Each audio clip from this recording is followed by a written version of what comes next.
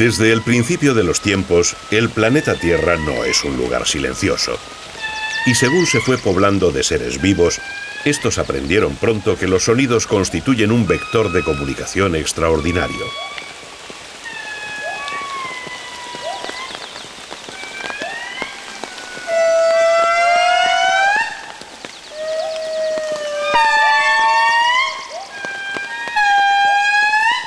En las selvas espesas, donde la luz apenas penetra, casi todos los supervivientes han desarrollado el oído para saber si están solos o no. Pero más allá de una simple llamada, muchas especies inventaron auténticos lenguajes capaces de transmitir información a través de enormes distancias.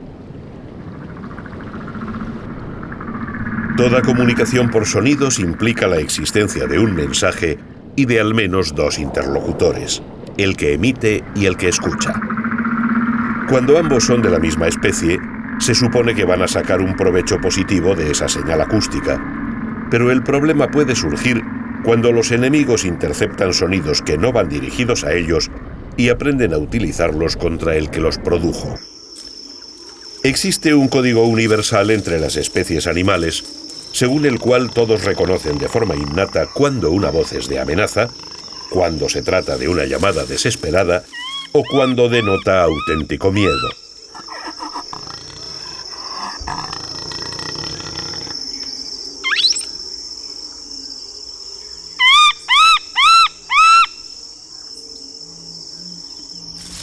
Pero sin duda, la cima del progreso de la comunicación por sonidos es el lenguaje humano. Una combinación de tonos preestablecidos capaces de transmitir mensajes y sensaciones complejas. A pesar de la existencia del lenguaje, las diferentes culturas han seguido utilizando multitud de sonidos para complementar los mensajes, desde simples gritos de saludo como estos de Papúa,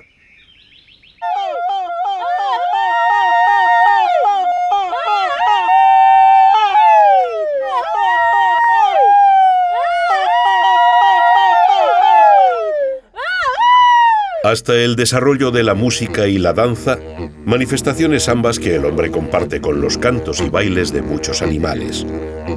Todos estos sonidos expresan cosas, todos hablan de amor, identidad, memoria o promesa.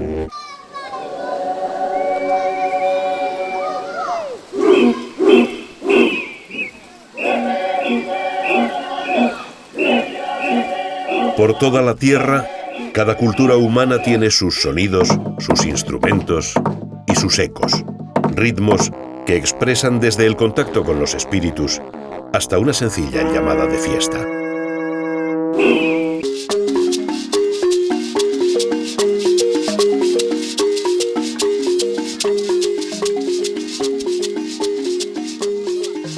Vamos a romper el silencio.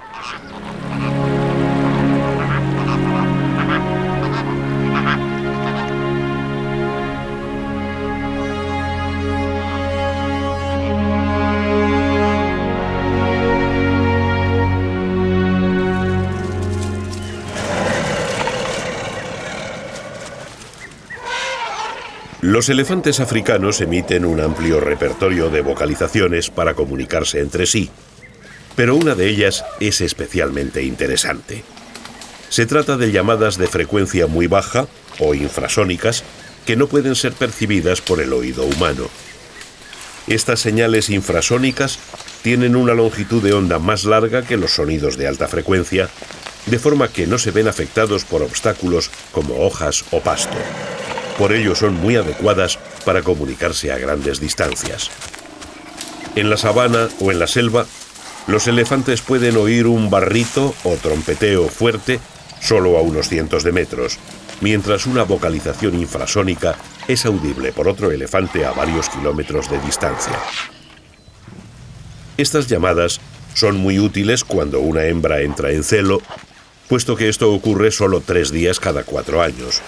Dado que machos y hembras viven separados a menudo por kilómetros, los sementales oyen la llamada y tienen el tiempo justo para llegar hasta la hembra antes de que sea tarde.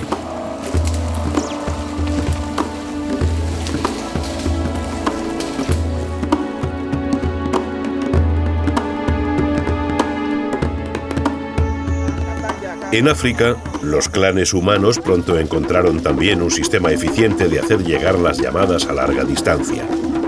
La percusión de tambores es capaz de transmitir mensajes sorprendentemente complejos a muchos kilómetros a través de la selva o la llanura.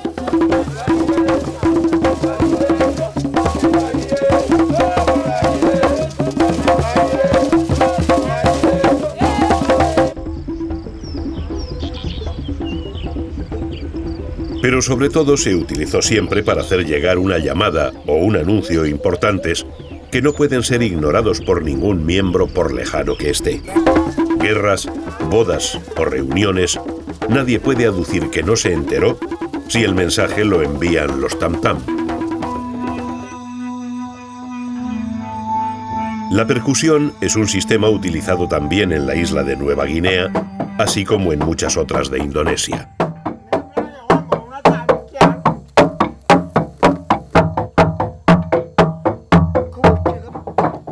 El ritmo y la cadencia informan de la proximidad de una importante ceremonia de iniciación a la que deben acudir representantes de poblados vecinos.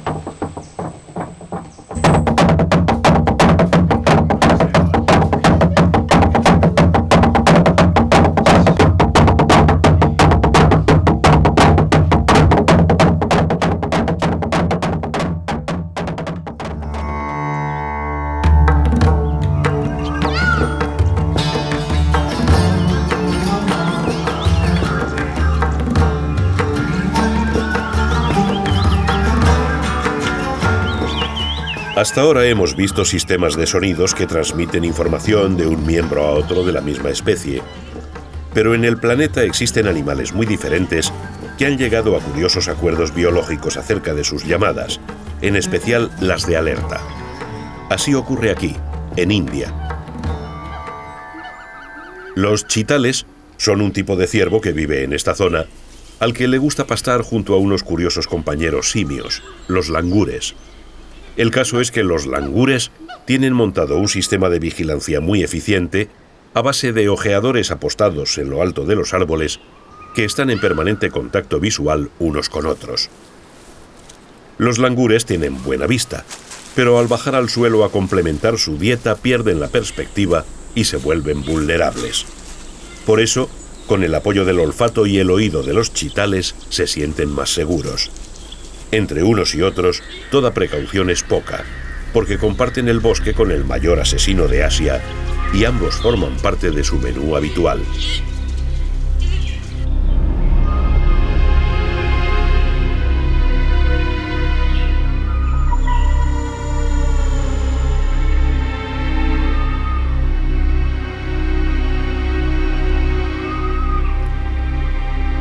El tigre indio alcanza los 260 kilogramos de peso. Por eso, a pesar de su pelaje críptico, le cuesta pasar inadvertido cuando se mueve. Sobre todo si hay centinelas de guardia en casi cada árbol de la zona. Cuando un langur ve al tigre, da la voz de alarma.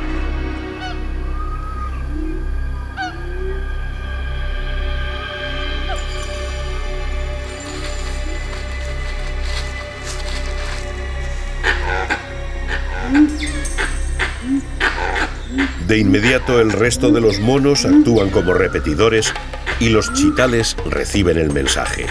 Hay un tigre por los alrededores. Los chitales utilizan entonces su lenguaje de signos, cola y oreja erectas y patadas en el suelo.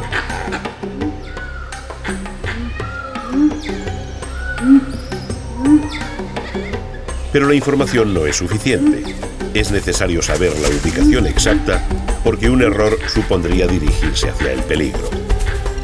Los langures abandonan el suelo y la dirección en que lo hacen dice a los chitales hacia dónde hay que correr. En realidad, solo un langur ha visto al tigre, por eso es vital evitar una huida caótica que podría ser incluso un aliado para el cazador. Unos cientos de metros son suficientes para desbaratar una posible emboscada y pronto volverá la calma a las manadas. Esta asociación entre langures y chitales, junto con otros factores, hace que el tigre solo mate una de cada 20 veces que lo intenta, y obliga a menudo al gran cazador a recorrer más de 20 kilómetros para cobrarse una pieza.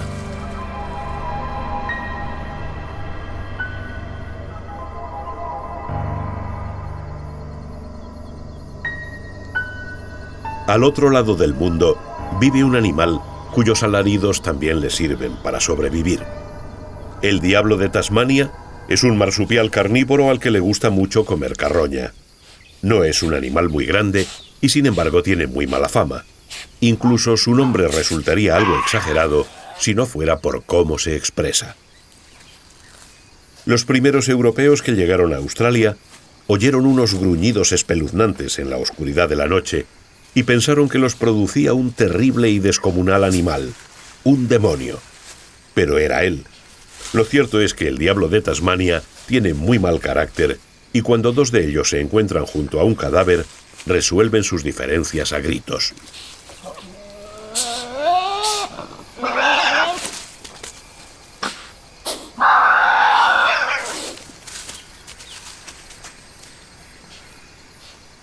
Estos bufidos desmesurados sirven para evitar que los contendientes se peleen de verdad, causándose heridas graves con sus potentes colmillos. En realidad, ni siquiera se tocan. Aquel de ellos que grite más al otro conseguirá ganar sin un rasguño.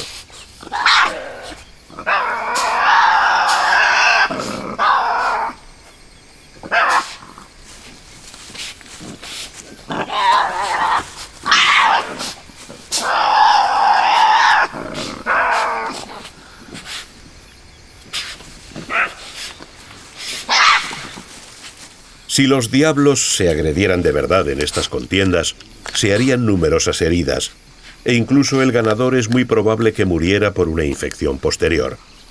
Por eso la selección natural ha favorecido el grito como factor de supervivencia por encima de la agresión física real.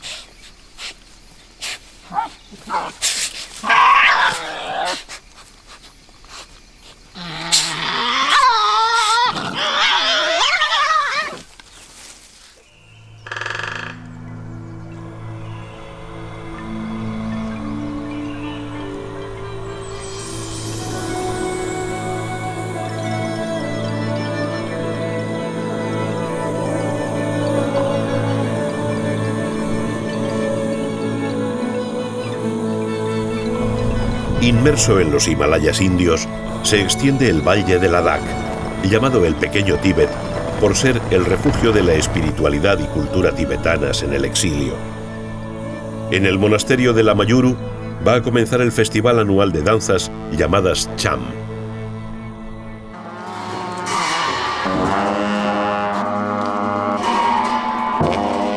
Las danzas que van a comenzar representan el temor a los demonios. Los monjes danzantes capturarán a los espíritus malignos con un cuenco que portan en su mano izquierda. Cada sonido y movimiento tiene su significado a favor de los dioses protectores que operan en contra de esos espíritus malignos.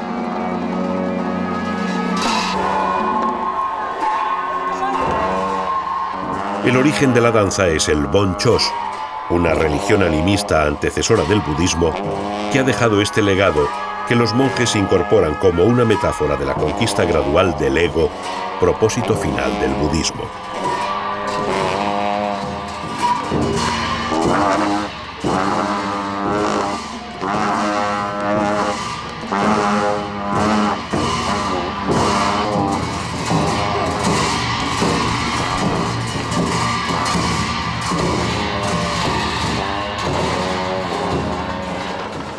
La utilización de los sonidos como vehículos para elevar y acercar el alma humana a la divinidad es una constante en todas las culturas del planeta.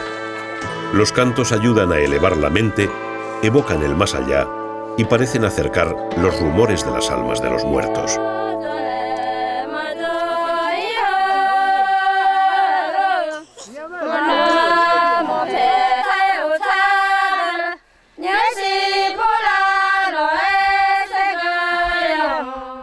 Sonidos que escuchamos desde niños y que forman parte de la memoria colectiva de los pueblos.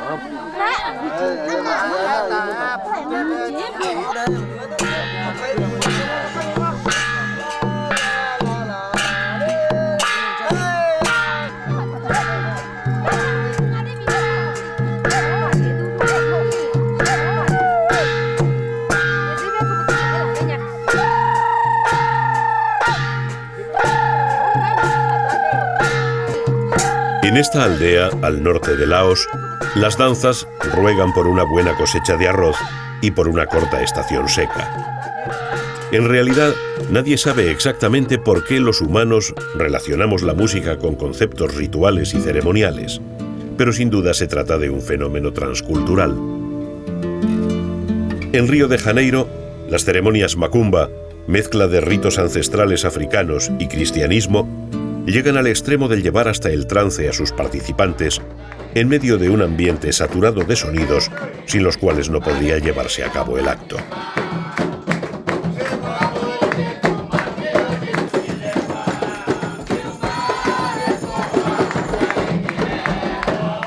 El ritmo se apodera paulatinamente de los presentes hasta que alguno de ellos conecta con los espíritus y es poseído por ellos.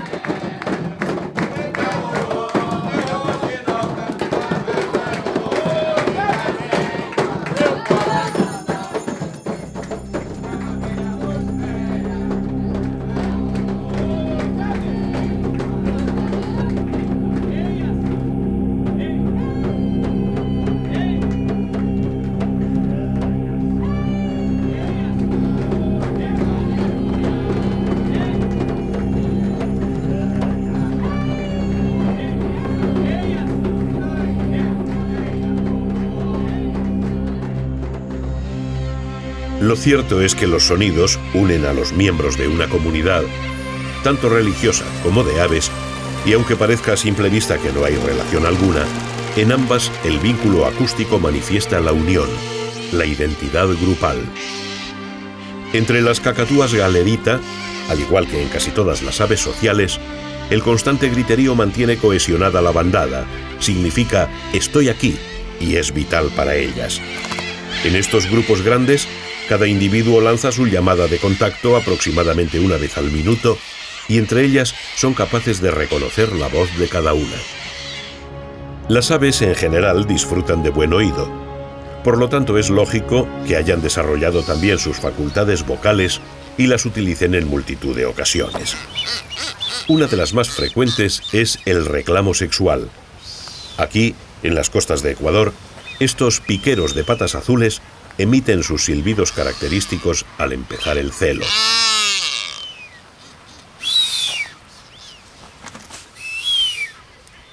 Pero es en el sur de España donde encontramos una especie para la que el sonido es cuestión de vida o muerte.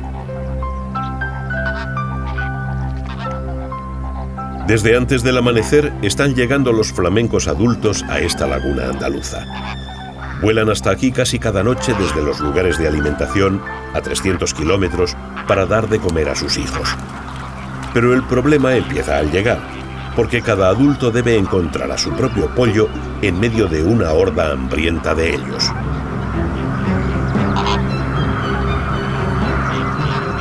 ¿Cómo lo hacen? Sencillamente conocen el sonido de su voz y son capaces de distinguir los gritos de su hijo entre todos los demás.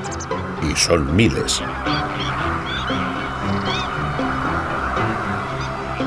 Para un pollo, no es ningún problema que le cebe uno que no es su padre, pero para el adulto sería un desastre alimentar al pollo de otro mientras el suyo se muere de hambre. Por eso los adultos no se dejan engañar, a pesar de que los pollos les ruegan a todos por igual. Recorren la colonia buscando el timbre especial de la voz de su hijo. Algunos pollos son muy pesados pidiendo comida al primer adulto que pasa y le persiguen hasta la extenuación, obligándole incluso a agredirlos. Pero el padre celoso no soltará ni un gramo de la comida de su buche a otro que no sea su hijo.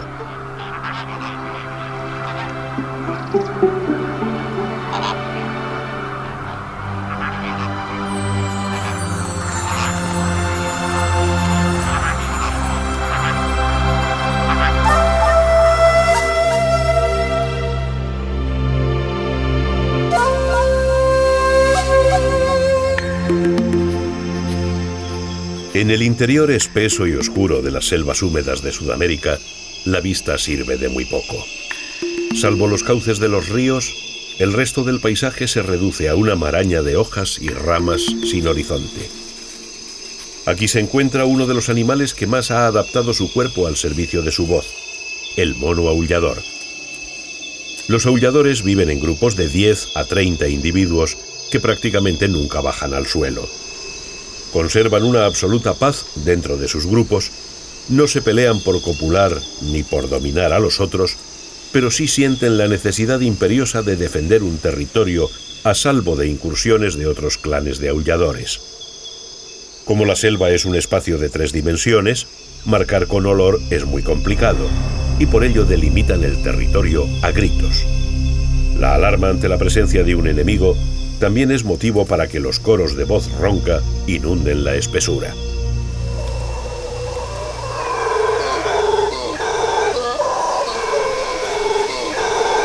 Para un jaguar que trata de cazar, semejante escándalo es realmente molesto. Le resultará imposible capturar nada aquí. Las manifestaciones sonoras de los monos aulladores son la base de su sociedad pacífica. Sus discusiones simbólicas evitan el contacto directo tanto con sus enemigos como con otros grupos de su misma especie. Otra manera por la que los sonidos contribuyen a evitar las tensiones acumuladas es frecuentemente practicada en las sociedades humanas. Se trata del espectáculo. Divertir y entretener es hacer olvidar los problemas durante un tiempo. Se sabe que desde que el humano es tal, existen los cómicos, gente cuya misión es hacer pasar un rato agradable a los demás. En la complejidad del cerebro humano, estos entretenimientos son de vital importancia. Se ha comprobado que en condiciones extremas, como prisiones o guerras, un simple espectáculo cambia por completo la actitud de las personas ante la vida. Estas niñas de Costa de Marfil han sido adiestradas para un ejercicio llamado jonglar. Van de aldea en aldea, realizando sus exhibiciones en las que se supone que están poseídas por un espíritu que las protege de las peligrosas piruetas. La gente espera con ansiedad el comienzo del espectáculo. La clave está en acercar lo más posible 2 cosas tan opuestas como un niño y una lanza afilada.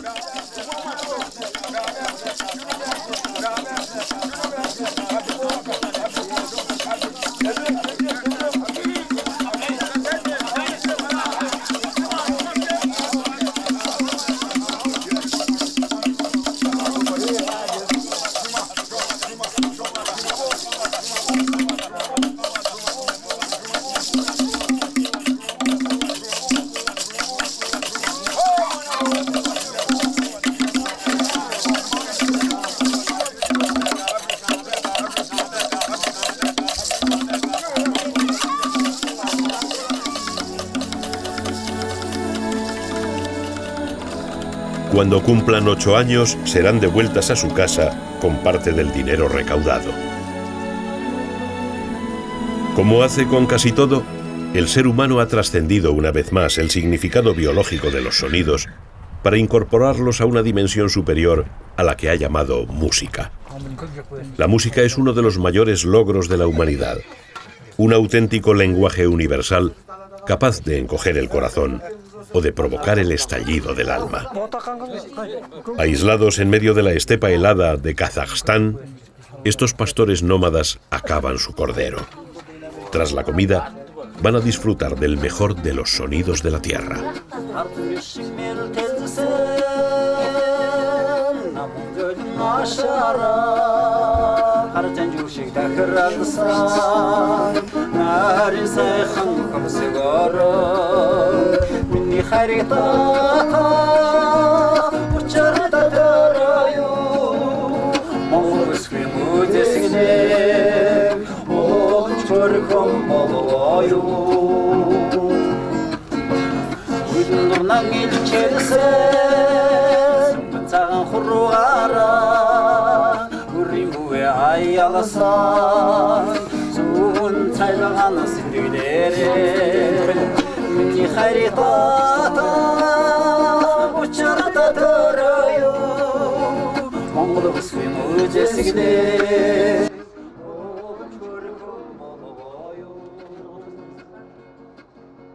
Aklın askan darya, akşabet